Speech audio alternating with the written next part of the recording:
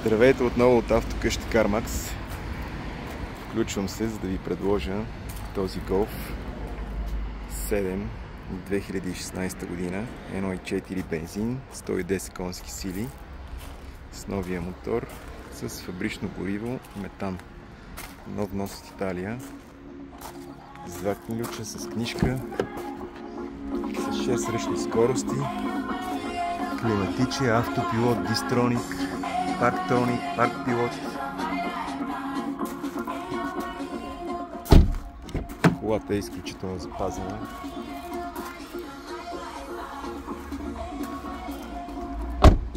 Тук се изсипва метана и бензина.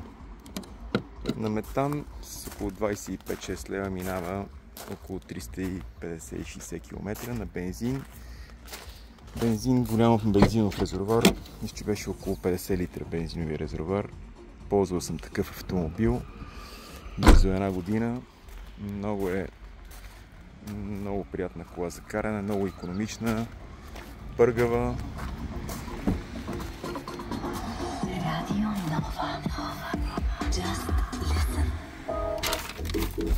Ние сме Пулс. За пореден път фитнес на годината. Пулс. При нас е различно. Не е пушено в автомобила, няма даже и пепелник. Това е бензина, това е метана. Когато работи на бензин, показва колко харчи на бензин. Когато работи на метан, съответно разхода на метан.